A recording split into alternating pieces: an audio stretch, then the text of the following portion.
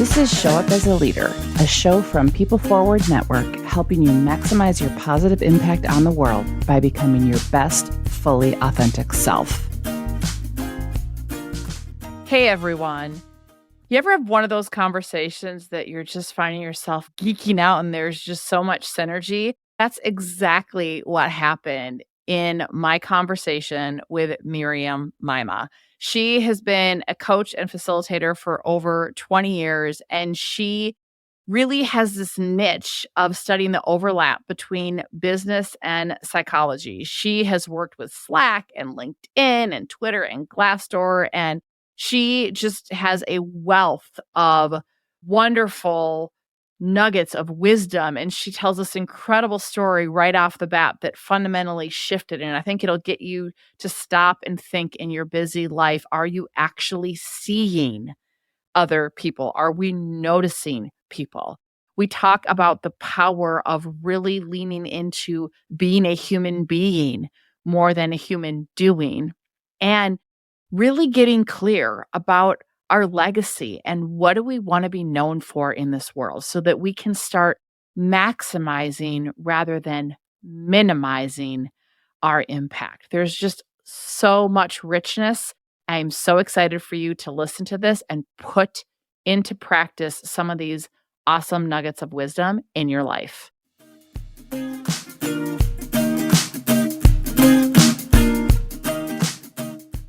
All right, Miriam, I am so excited to have this geek out jam session with you. I can't even tell you. Exactly. I'm like, yes, this is my idea of a good time. We are going to totally have fun. So to jump off, we call the show Up as a Leader. It's one of our rehumanizing principles. And I want to just start with how we define leadership, which is not that dissimilar from a lot of people, but we say that leadership is maximizing our positive impact on the world by becoming our best, fully authentic self and supporting those around us to break past barriers and step into your greatness. And the reason I want to start with that is because it is way easier said than done. There's a lot packed into that. Maximizing our positive impact, which is going to be our jumping off point. But we don't show up as our best, fully authentic self. And we don't know how to effectively support those around us to step into their greatness or call them to greatness. So you talk a lot about us minimizing our impact. So we're going to go to the opposite, right? If we're not maximizing our positive impact, if we're not showing up as a leader, talk about how we minimize our impact on others.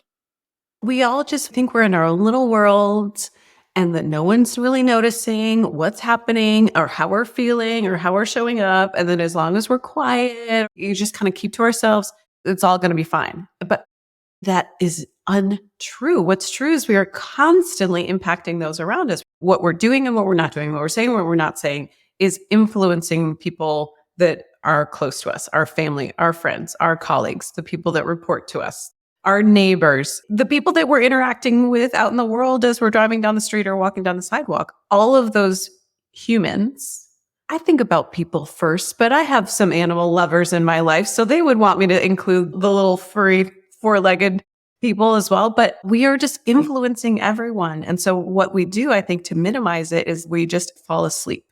I think it's probably too much for some people to think about in some ways. And so I like to make it simple. Just think about, what do you want to be known for in the world?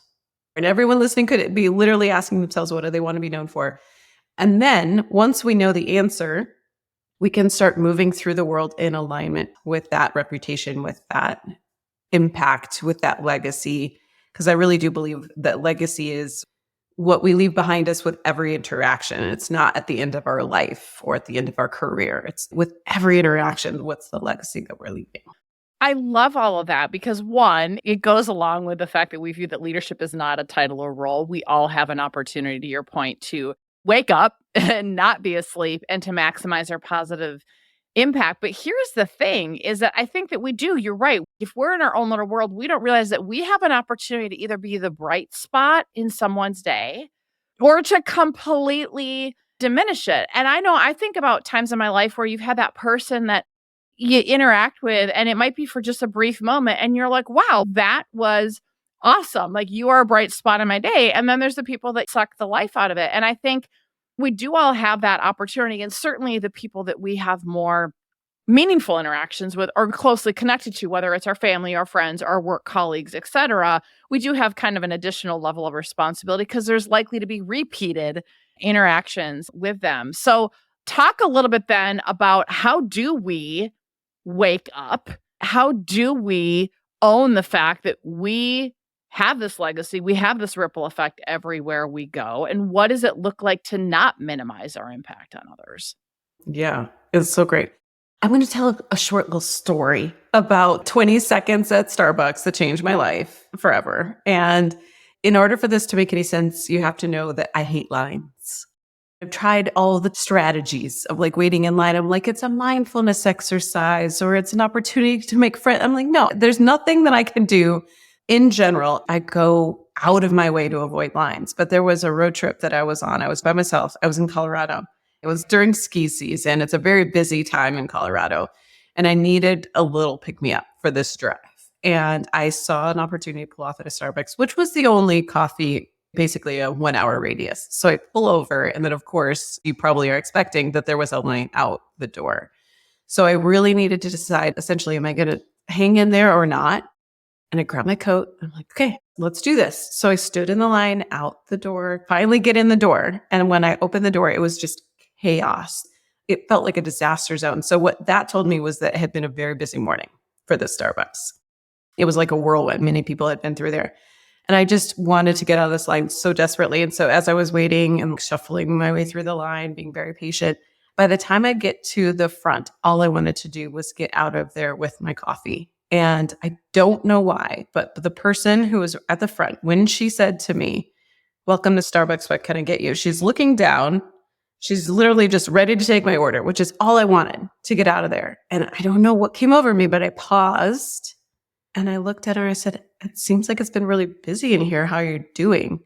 And she looked up and she started to cry. There were actual tears streaming down her face. She says, "I've served over 300 people this morning and not one person has looked me in the eye. And not one person has asked me how I am. Thank you so much. What can I get you?" I was speechless. It was probably more like 10 seconds, that exchange. It was so short. But to help her feel seen and to use one of the words that I love most about your business and your brand is to humanize people around us is just to look. And so I think that's one of the simplest things we can do. Just start noticing the people around us. And we don't need to make up stories about what's going on in their lives, which can be fun when we're people watching, but that's not what this is about. This is just about seeing people as they are and letting them feel seen and remember that they matter to us. So I think maybe that starts with making some space in our minds and in our days for us to have these brief little interactions where we let people know that they matter. I love that on so many levels because it is a core human need that we have to feel like we matter and to feel seen and heard. And think about that. What a powerful example of here's this person, the grind and boom, getting stuff done. And when stuff gets stressful, when things get busy, I don't care what the industry is, it is so easy to just get heads down, task focus, check stuff off a list. And we forget to see the human beings in front of us that are doing the work. We jump to what's the status on this, what's this, what's that.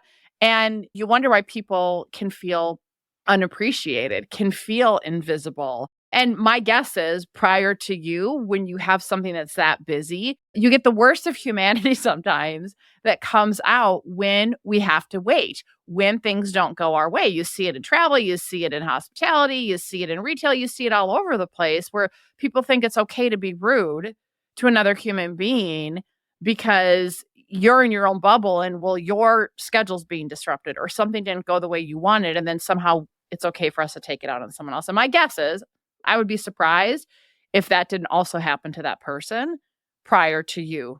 Yeah, or worse, rude or just displacing frustration onto the people who are literally doing their best. And I'm curious about you in that moment because you're like, oh, I hate lines. Oh my gosh, I need more coffee. What was it in you that caught yourself to actually check in with this person? It's such a good question of what happened that essentially there was a pattern interrupt because I had a whole plan. I just essentially pivoted. There is a deeper intention that I do have of moving through my life. And because I have made those deep commitments to myself to be someone who shows up and who is a force of positivity in the world and who helps to recognize people for who they are, that's probably what happened. Is there was some sort of integrity glitch happening where someone's experience was strong, even though it's probably invisible to most people. I'm wired to notice people's emotions and energy. So there was probably some sort of invisible force in that moment that kind of woke up something inside of me that says, if you go through this moment as you have planned, you will be out of integrity with who you want to be.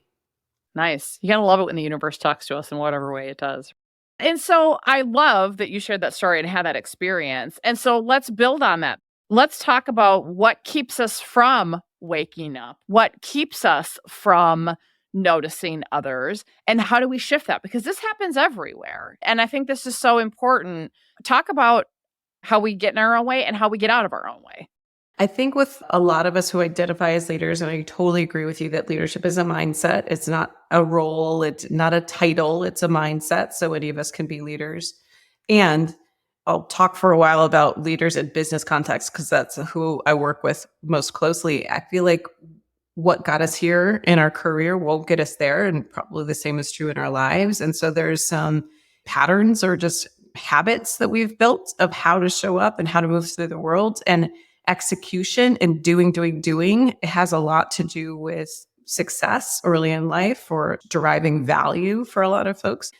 And so I think what we're talking about is waking up to the impact we're having on others means that we're having self-awareness and situational awareness, which means that we're essentially rising above doing into a new mode of focusing on being. And there's a quality of presence that comes with that. And so I think we get affirmed for doing, especially in the United States. And there are other countries and cultures that are also about ambition and drive. And you're rewarded for doing. And that will absolutely get in our way of being able to do what we're talking about, which is a wake up to a greater opportunity. It's funny because this will come back up and I'll remind myself and others, right? That we have to remember that we are human beings, not human doings, but we show up like human doings. And so I appreciate everything you share because I coach, like you, so many formal people leaders. I was like a formal leader versus informal leader because we all can be leaders. But you're right. We get accolades along the way. We reward people. It's the way our systems are set up for the more you achieve, the more you do, the more you accomplish, which can lead to that constantly need more, do more. It's not even that that's where we perceive our value comes from, but it also can lead to really deeply rooted fears of if I stop the do, if I show up differently, if I focus more on who I'm being, then fill in the blank. I'm an imposter. I'll screw it up. People will see through me. Like there's all these deeply rooted fears that I see hijack people. And I know for me, doing my own work, like that's my go-to. When I get small, when I get hijacked, when I get stressed, a hyper productive version of me comes out. But what happens is she doesn't see people. Yeah, there's a trade-off. Of course, there are modes when that needs to get done. That's the interesting thing is sometimes I feel like I'm having conversations similar to what we're touching on here. And I have to be kind and compassionate 24/7. You can also be direct. You can also be frustrated. It's okay to have expectations that aren't being met and want to wrestle through that with people. It's okay to have disagreements. And it's okay to want to get a boatload done in a moment. The goal is to do that all with consciousness and just noticing self-awareness, situational awareness. Okay, how can I do that in alignment with what matters most to me, who I want to be? Well, and I think there's a way with that you can communicate. Like I think there's times where I've communicated with my family or I've communicated with my team of I'm feeling like I'm treading water. I have all this stuff. I just need your support. I need to just be heads down and plow through some of this stuff so I feel like I can breathe. And they might say, is there anything I can support you with or whatnot? But it's a communicating of this is what I need to be able to move through this period. And I think that's different than just I'm not communicating to my team type of thing. And same with them. They might say, you know what, I'm feeling really overwhelmed. And sometimes it's, okay, can we reprioritize stuff? Does this actually have to be done? Is this a nice to have that we can move to next week? We have those conversations, but then it's okay. I know your head's down on this. I'm not going to bug you. I'm going to give you space. But if you get stuck, reach out. Like, I'm going to put the onus on you to give you the space that you need. And I don't think that we have those conversations enough. And I'm going to be very cognizant right now. Like, I understand there's various industries and stuff where you can or can't do that, but it's like, hey, you're feeling overwhelmed. You've got more of the brunt of the work here. You know, how can we communicate as a team type of thing? But I think if we check in and we know, if I know my colleague is on a major deadline, or I know that my coworker is slammed with a bunch of customers coming in or whatever it might be, then I don't have to add story that, oh, that they're mad at me or whatever. Because in the absence of data or brains filled in with story, I can just go, okay, I know they're in that spot. And maybe if I have capacity, I might offer to help, or I might extend them some grace, or I don't have to add a bunch of meeting that doesn't need to be there. But we have to communicate it, don't we? That is a masterful move right there. When we talk about how do we get in our own way, it's not even remembering that we have permission to set ourselves up for success. It's okay to set those boundaries. It is actually preferred. Everybody wins when you say, hey, I need to be heads down. Here's what that means for me. Anything you need before I go into my cave. And I do the same thing. My partner does the same thing. He lets me know, hey, I'm a grumpy mess right now. It has nothing to do with you. I don't know what's going on, but I'm going to go figure it out. And I love you. I need to hear that from him before he goes dark. As long as he's told me, I love you, goodbye, I'm like, okay, great. Off you go. And I completely support you. And that's my life partner. And then in work, it's very similar. I love it when people ask for what they need or what they want, because then I trust that the output will be better for everybody. Well, and we give teams like simple but powerful exercise and languages to do that, like check in, like, hey, I'm above the line, I'm below the line, I'm riding the line, whatever it might be. That is so important that we check in as human beings. Like you said, we see other people before we go to task.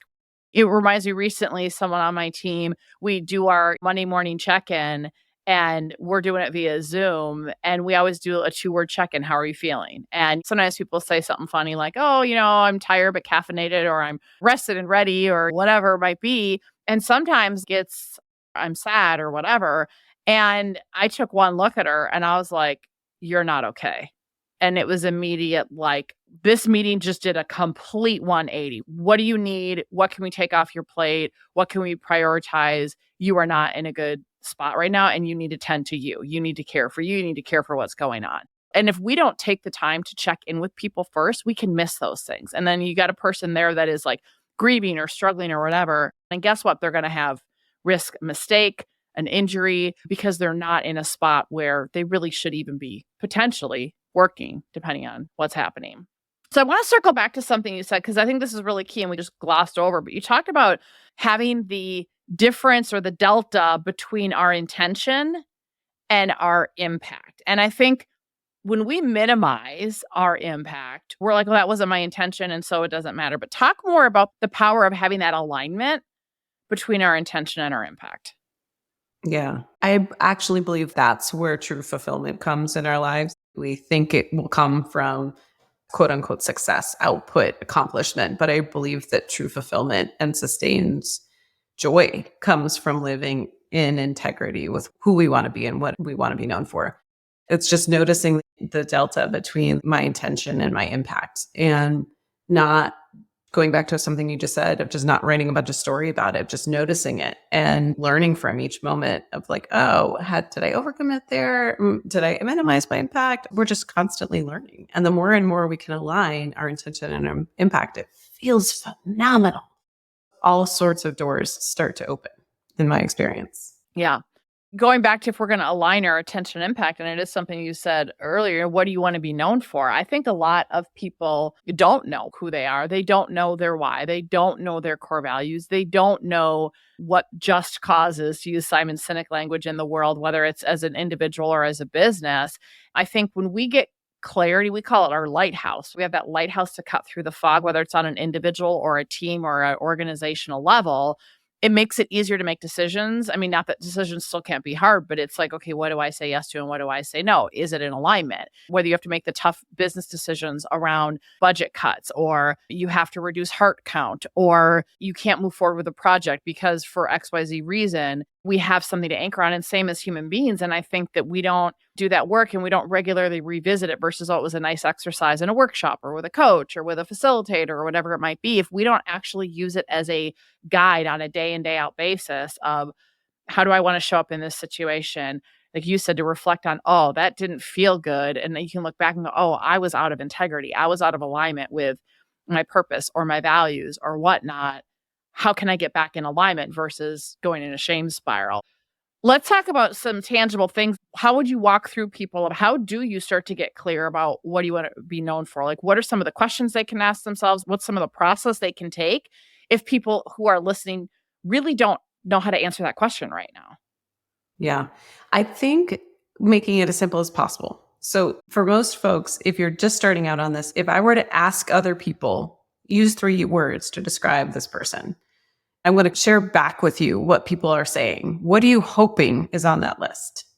And it could just be that simple. What words are you hoping appear on that list? And most people know. And you might want people to be saying a high achiever or really productive, or you might be a bit more qualitative with it in terms of the characteristics that people would be reflect back into you. And there's no wrong answer. I think that we have to give ourselves permission just to experiment and to see what are the words that come up. Let's not judge it and let's just go with it and just trust that those are the words for you right now. That's what you want to be known for. And I would suggest boiling it down to 1 to 3 words to begin with and saying, this is it. And to write it down and have it in front of you. And then start a practice of reflecting. Maybe it's once a day. Look at that list and say, how did I do? How did I do today? If I were to grade myself, how am I doing?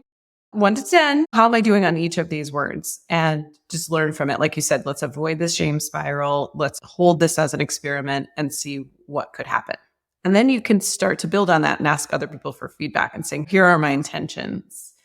I have now cultivated my self-awareness around this. I want to improve my situational awareness, essentially making sure that what I'm perceiving is accurate.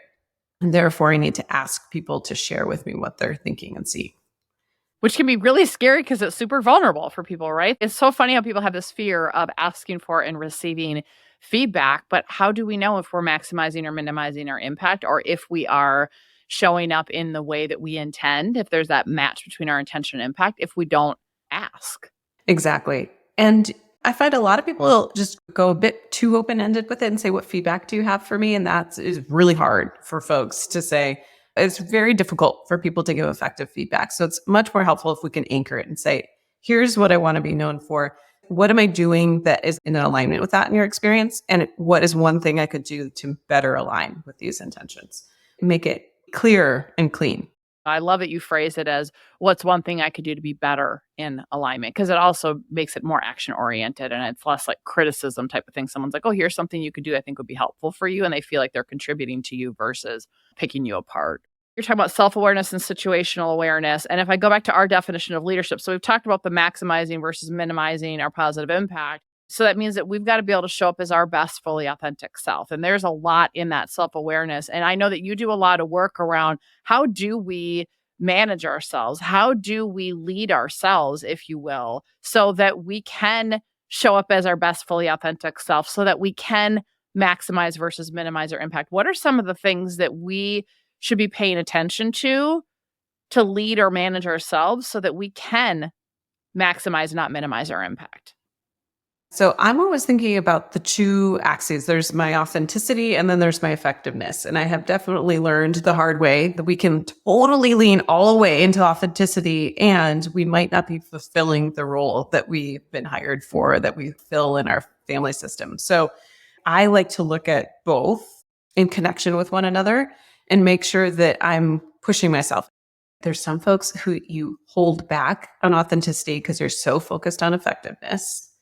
And then there's people who are so focused on authenticity, they lose track of effectiveness. And so I would say, just go ahead, put yourself in one category or the other, and then we know which way you need to lean. And the question is just how to get strategic about either one. whichever one you are, we want to lean in. We know it's going to be uncomfortable because we're stretching our comfort zones. So by definition, it's not going to be comfortable, but we would rather lean into authenticity more than stay in our comfort zone. So we have to want it more. So we have to ask ourselves, what do I want more? To be fully expressed in my life or to be comfortable? No wrong answer. Maybe today is, I want to be more expressed. Maybe tomorrow you've got too much going on and you just need to stay inside your comfort zone. So if we just get honest that it's not going to be comfortable, I would say if you're leaning into authenticity, my go-to strategy is just to be more unedited. For most people, when we are needing to learn how to show up as our full selves, it's just whatever's happening in our head. It literally doesn't occur to us just to say it out loud. Instead, we make a suggestion or we have a question. So what that might look like in a conversation is, oh, can you say more about that?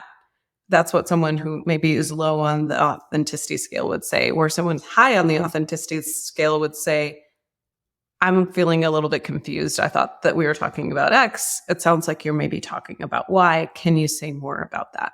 So there's a lot more essentially of context that you're offering your audience. And in that moment, you're showing up more fully. And it can be as simple as that. Just say out loud what's happening in your head. I want to build on that. Saying everything that's in your head, like if in your head you're in this judgy McJudger place, sometimes there's that inside voice that absolutely, this is self-management 101, should not come to the outside because you're not in a good spot. And I think that's different than saying like, God, I'm really confused or I missed something or help. So I think that there's an important distinction. It was reminding me of Mike Robbins. It's bring your whole self to work. And he talks about authenticity like on a continuum of being like brutally honest. And then there's telling little white lies and kind of everything in between. But he says authenticity is a key thing. It is the transparency and honesty plus curiosity and vulnerability. Like you have to remove the judgment. And that's how he defines authenticity. It's not just say whatever is on your mind. It is, we have to have that filter of, am I leaning into vulnerability? Am I leaning into curiosity? I'm removing judgment. And so I'm curious because I could see people going, oh, I'm just supposed to be unedited and say whatever's on my mind. But from my perspective, that's not always a good thing. So I wonder if you want to elaborate on that or clarify that for yourself. I 100% agree with everything you're saying. I think that's authenticity 201 or 301, or maybe master level in terms of authenticity. I think for folks who are just new to the game, just getting used to saying things and being a bit clumsy with it is better than trying to get it quote unquote right, which means, am I feeling vulnerable in this moment? Am I removing the judgment, which pulls us into our head so much. And then we essentially are evaluating ourselves in real time. If there's someone who has a very strong self-critic still in action that gets the mic more often than it should, in my experience, those people will never actually get to the point where they're saying something new or different. They'll get caught. So I would just start with saying the little things. I want to go over that again, or I really want to make sure it's right. So maybe just have a shorthand for some of the things that might be judgment-free, that often might be in your mind. Maybe you want to have those on a piece of paper and just reference that as something you could say out loud if you don't trust yourself. But most folks, we're so used to essentially having one foot on the gas in terms of our communication because we want to be in the conversation. We want to prove our value.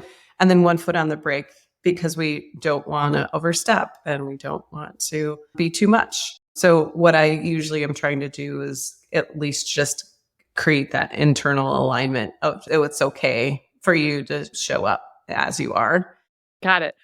That is good clarification. And I also think this is where situational awareness comes in. So as an example, if you take someone like me who's an extrovert, if I go back many years ago where I didn't have as much self-awareness and probably self-management, my energy could dominate a room, space, conversation. And we have to know how to show up in a way that also allows other people to let their sparkle shine. And so if I am constantly saying what's on my mind and not having a filter, right, situational awareness, or if I know that I have people on my team who are more introverted, I need to hold back so that I can give them space. And it doesn't always have to be my voice. So going back to, are we creating space for everybody, whether it's their learning style, their comfort level, et cetera? there's a bit of that too. And I think about a lot of leaders I coach, and it's like, one, you need to learn to hold back a little more, not to be inauthentic.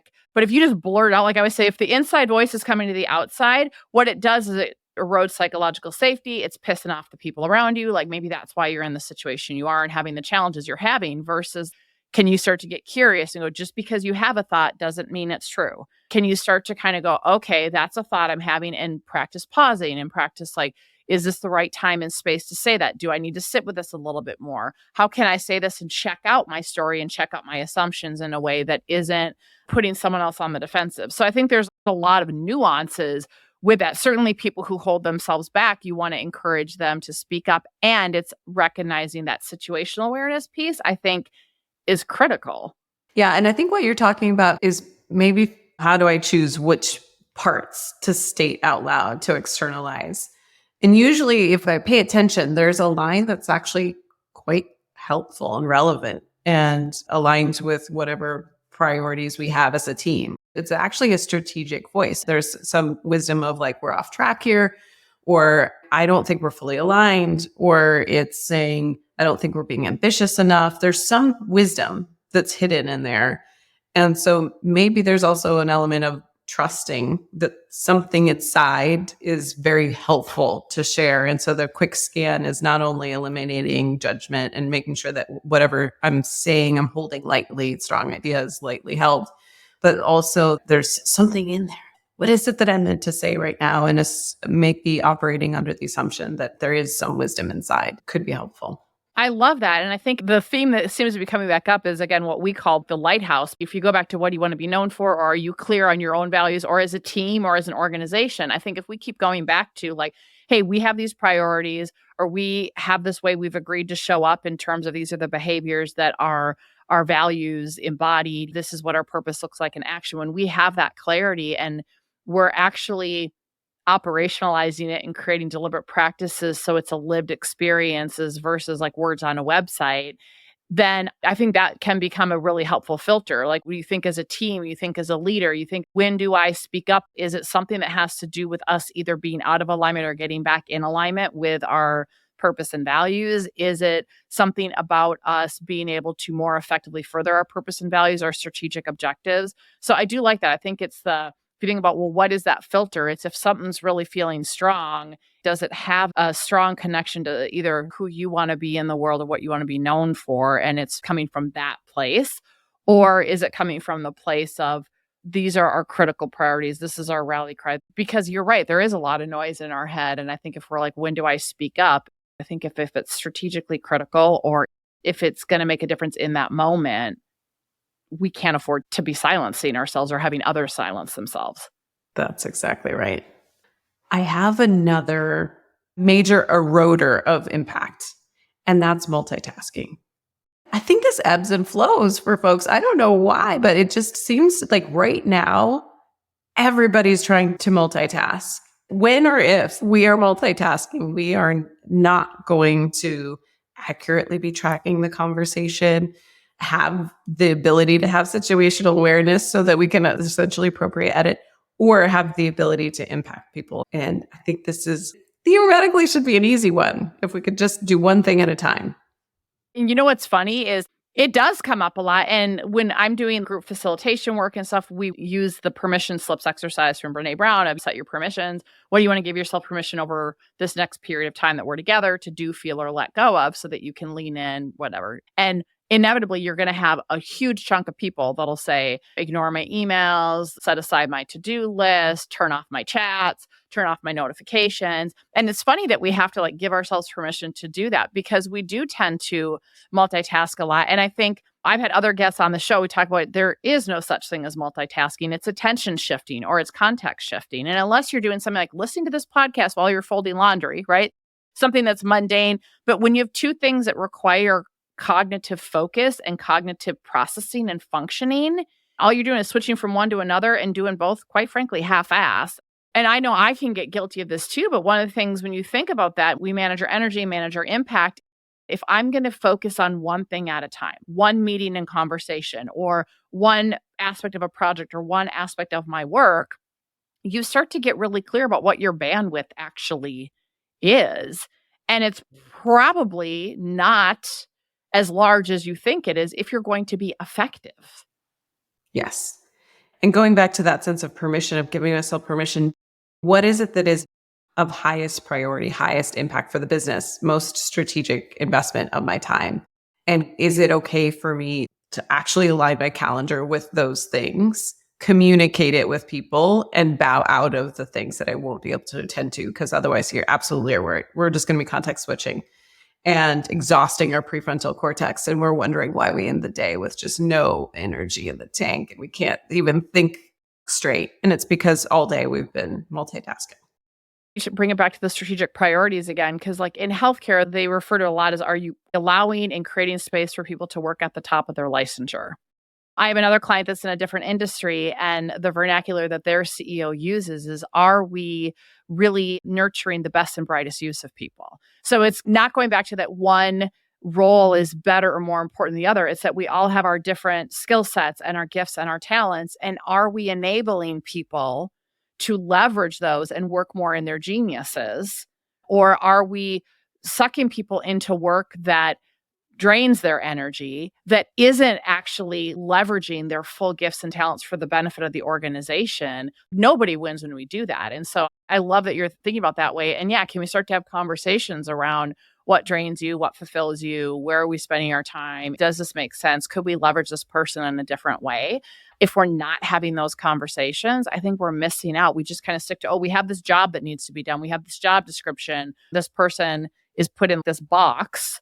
But do you know they have interests over here or all these other skills and talents? And can we rethink how we're leveraging the talent that we have? Exactly. That makes me think of Brick by Brick, which is a book about Lego, but it's also a book about innovation. And one of the points they make, which I really love, is that constraints breed or foster creativity and innovation. And so if we start with, we want to bring out the brightest and best in people, that's our constraint. And then maybe another constraint is, here is the business objectives we need to achieve.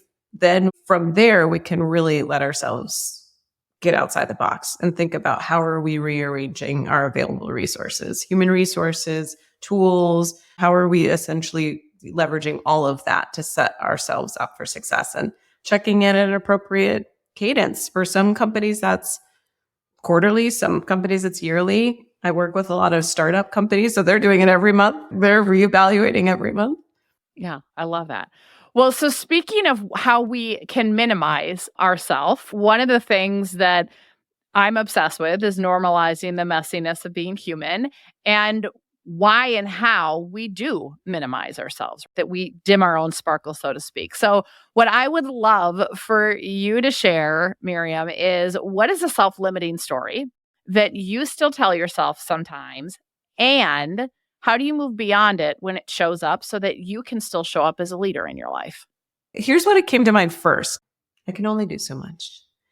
And it comes with this tone of patting myself on the head, like, it's okay. You can only do so much.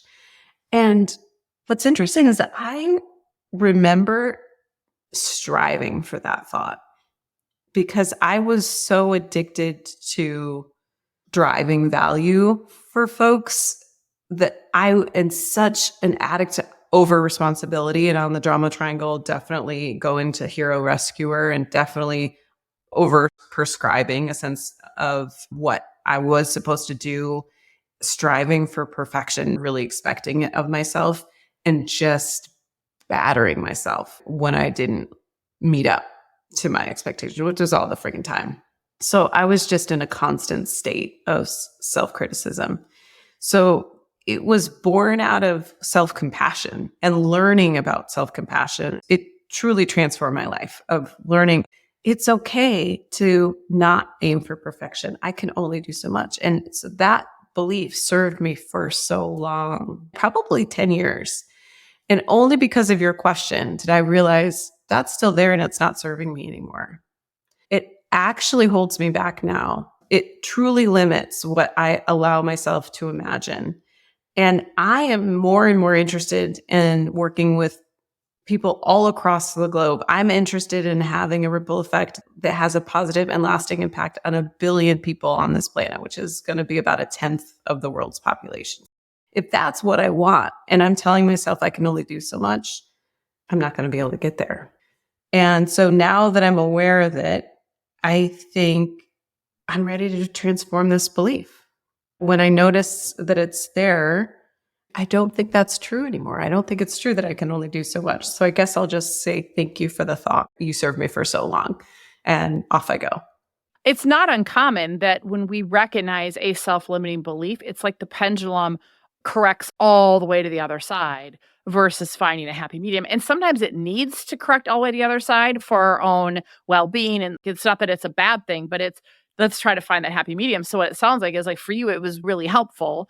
And I love the way you said, like, thank you, because I think with those stories, it is important to ask ourselves, because it served you for some purpose and reason. It's acknowledging, yep, you served me and you're no longer serving me. And I'm ready to move on. All right. Are you ready for quick questions? Ooh, let's go. Okay. Fill in the blank. Living authentically is. So fun. Okay. When the world is presenting an opening, but you don't feel like showing up as a leader, what do you do? Take a big breath and ask myself, do I want to do it anyway, or is today not the day? And I let myself choose. Very wise. I like that. What is something people would be surprised to know about you?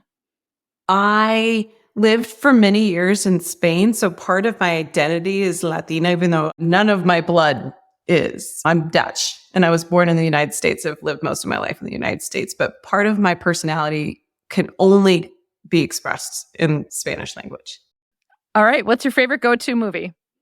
Any sort of holiday, anything on Netflix is my go-to, or sci-fi. All right. Nice. Okay. What's your go-to song? I'm going to say Happy by Pharrell. All right. What is something you can't live without? Candles. I love me some candles. Now mine are all battery powered because I've had more mishaps where I'm melting down to furniture because I forgot about them, but I do love me some candles. Yeah, they help bring me into focus. They're like a very important tool for me. Love it. All right. What is something in your ordinary daily life that makes your heart happy? Dancing. And what are you grateful for right now? You. I know that to create a podcast is such a sustained labor of love. And you are doing that. And it is having such incredible positive impact on so many people. And on behalf of all of them, thank you. That's a warm fuzzy I didn't expect, but I love that. I will receive it. So thank you. All right. Last question. If you could challenge leaders everywhere to practice this one behavior that would create more human workplaces and equip everyone to show up as a leader, what would that be? Give more positive feedback than you think is necessary. Yeah, that's a good one. And guess what? How are people going to know the impact they're having if you don't tell them? If you don't reflect it back to them, that's right. Well, Miriam, it has been such a delight jamming and geeking out with you, and I could talk forever, but just thank you for the wonderful nuggets of wisdom. Thank you for your energy and for the difference you're making in the world. Thanks for having me. It's such a pleasure. I'm Rosie Ward, and this is Show Up as a Leader. To learn more, head over to peopleforwardnetwork.com and, of course, hit that follow button.